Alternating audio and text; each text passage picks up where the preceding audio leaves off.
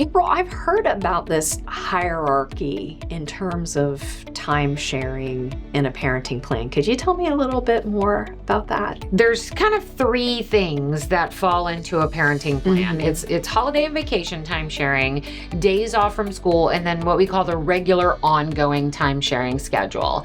And so the order is this. What takes precedence is always holiday and vacation time. So let's say it's Christmas, and it would normally be your week.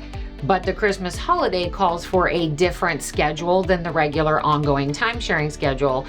That Christmas schedule is going to take precedence over the regular. So it's holiday and vacation time, and then it's days off from school that are not holidays. So these would just be like teacher work days. Yes, exactly. Okay. And then the lowest priority on a parenting plan is the regular ongoing time sharing schedule. And that's because that's the majority of the time, right? The holidays are special, vacations are special and expensive and pre-planned. Okay. And then the regular ongoing time sharing is something that you're just going to have all the time anyhow. So I'm thinking that there might be more conflict at things that are higher up on the hierarchy, right? Yes. Okay. I think that's where parents have the harder time understanding. And sometimes that will lead to a parent having 2 weeks in a row, or it will lead to a parent having 2 or 3 weekends in a row. Sure. And sometimes that, that does create some conflict. And I've seen within the parenting plans that often that particular situation that you were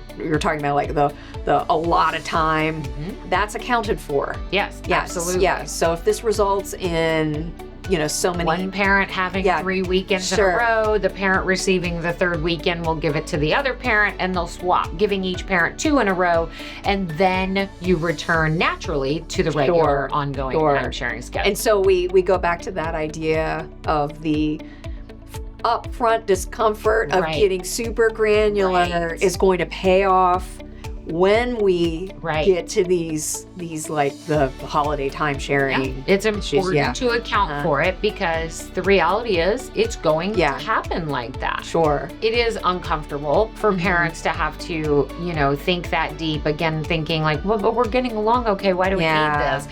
And as much as we want to see parents get along for the entirety of the minor child, life, anything could change at any point. And so we just want to make sure that we are preemptively dealing with all those granular details.